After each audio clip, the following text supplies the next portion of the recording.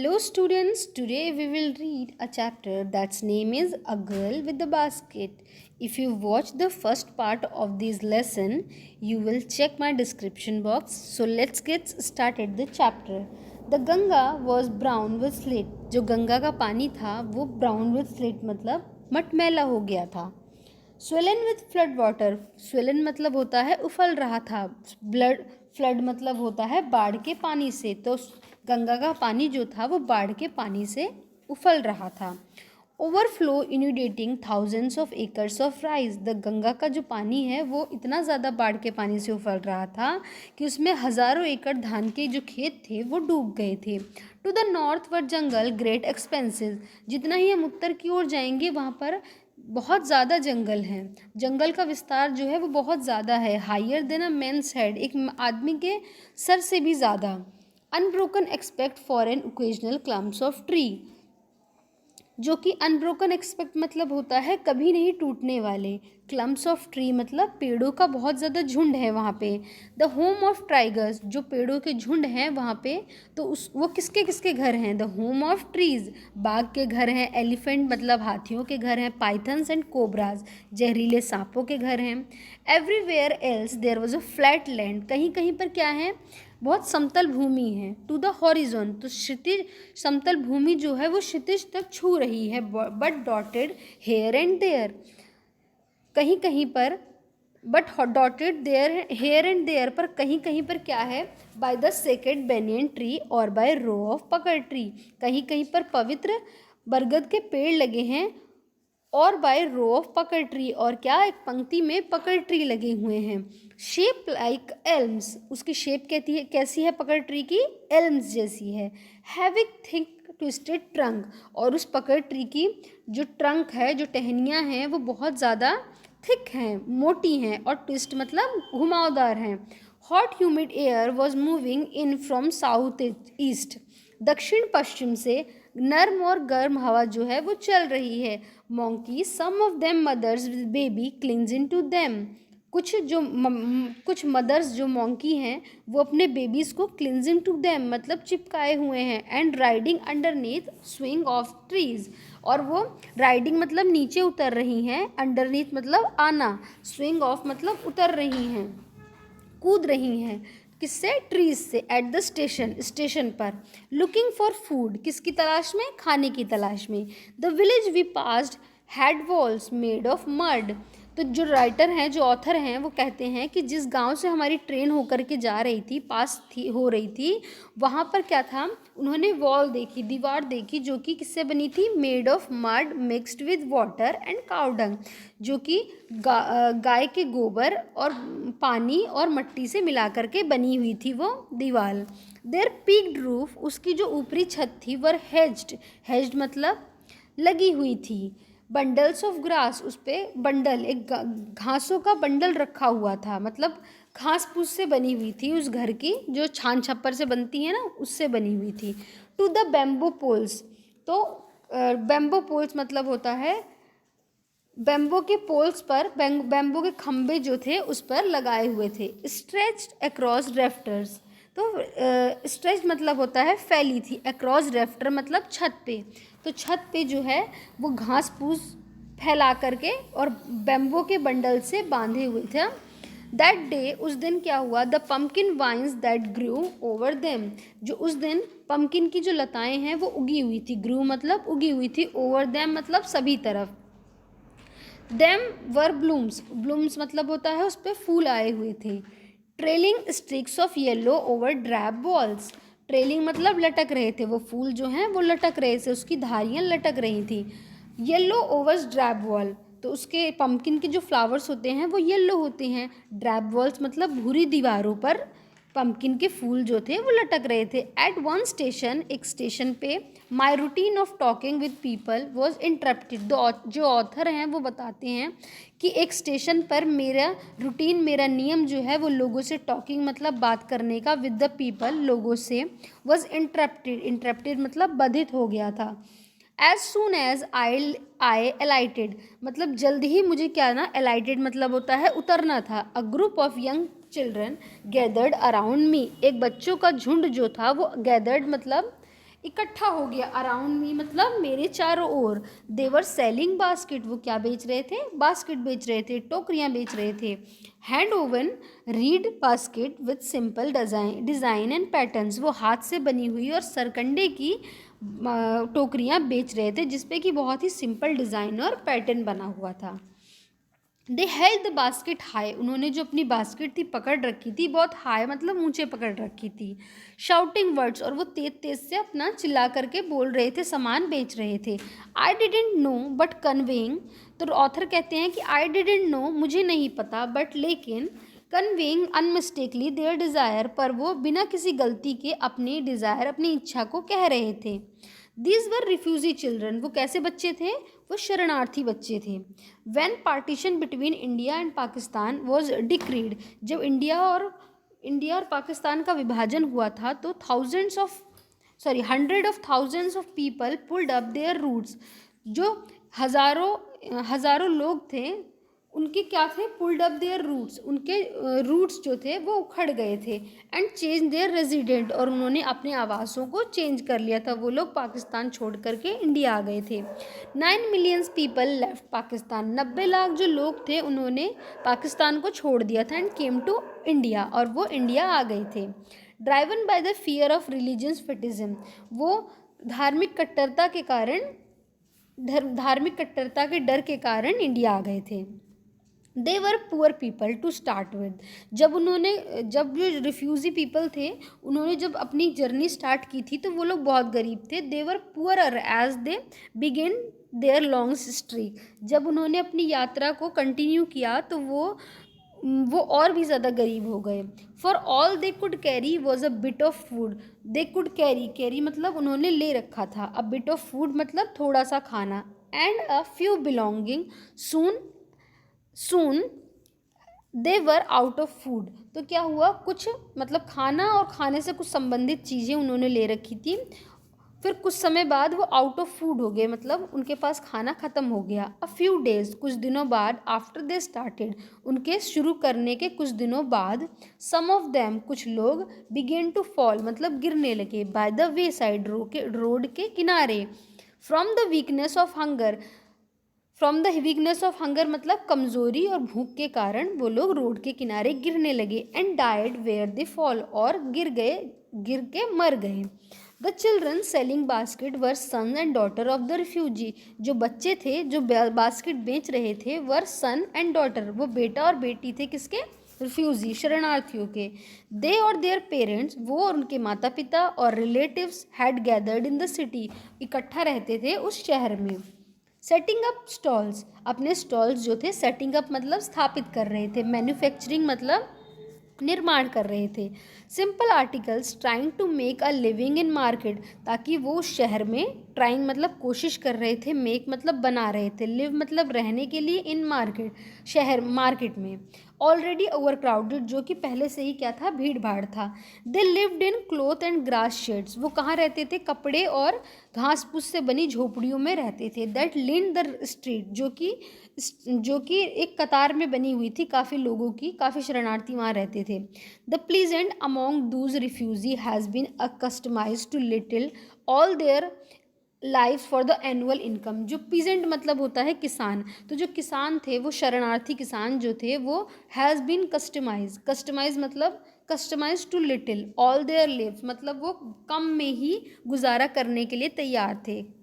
For their annual income of an agriculture family, जो भी खेती बाड़ी करने वाले लोग थे उनकी सालाना जो आय थी, does not on the average, वो ज़्यादा नहीं थी, एक्सीड $100 अ ईयर, एक्सीड मतलब होता है अधिक ना होना, एक्सीड $100 अ ईयर मतलब $1000 ही एक साल में उनको मिलता था।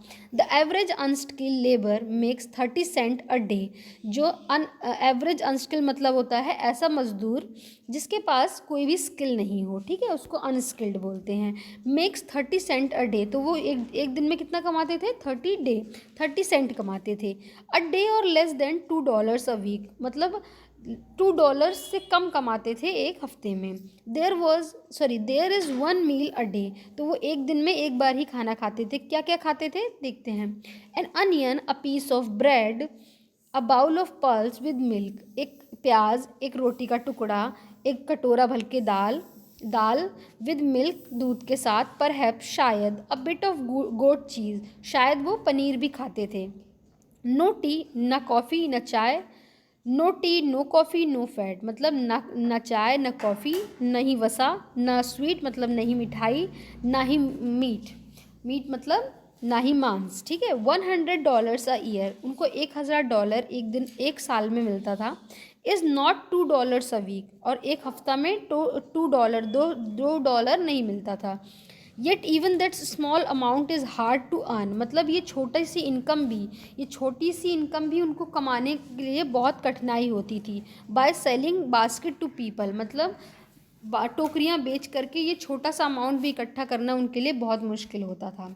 That no doubt is the reason, तो इसमें कोई संदेह की बात नहीं है कि यही कारण होगा। These little children descended on me, मतलब लाइक टोकट्स, डिसेंडेड मतलब होता है टूट पड़े, ऑन मी लाइक टोकट्स मतलब होता है टिड्डे। तो ऑथर कह रहे हैं कि यही कारण होगा कि ये जो छोटे बच्चे हैं वो टूट पड़े मुझ पर टिड्डों की तरह। तो वो लोग जो थे, वो शरणार्थी बच्चे जो थे, वो ऑथर के पास इसलिए आए थे कि ताकि वो हमसे बास्केट खरीद लें। आई एन अमेरिकन, मैं एक अमेरिकी, was doubtless the most promising market they had seen. वो कह रहे हैं ऑथर कि मैं एक अमेरिकी, वॉज डाउटलेस मतलब निसंदेह, द मोस्ट प्रॉमिसिंग मार्केट, एक ऐसी अधिक विश्वसनीय मार्केट जो कि मैंने कभी नहीं देखी थी। आई बॉट मतलब मैंने खरीदी, one tiny basket for few आनाज, एक छोटी सी बास्केट खरीदी कुछ आने में। अनदर फूड बास्केट, एक और फलों की टोकरी, फॉर अ बिट मोर मतलब थोड़े ज़्यादा में। A beautiful waste paper basket for a rupee, एक सुंदर सी रद्दी रखने के लिए बास्केट खरीदी उन्होंने ₹1 में। A lovely swing basket for a rupee, एक प्यारी सी स्विंग मतलब सिलाई का सामान रखने के लिए बास्केट खरीदी उन्होंने, टोकरी खरीदी ₹1 में।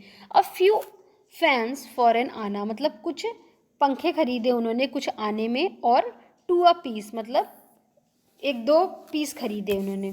माई आर्म्स वर फुल, तो ऑथर कहते हैं कि मेरे जो हाथ हैं वो बहुत फुल हो गए हैं। And I had spent not 50 cent, और मैंने 50 सेंट भी नहीं खर्च किए हैं और मेरे हाथ जो हैं वो फुल हो गए हैं। The children passed on shouting their wares, मतलब बच्चे जो हैं वो उनके पास से होकर के जा रहे हैं। शाउटिंग मतलब चिल्ला रहे हैं, देयर वेयर्स अपने सामान बेचने के लिए चिल्ला रहे हैं।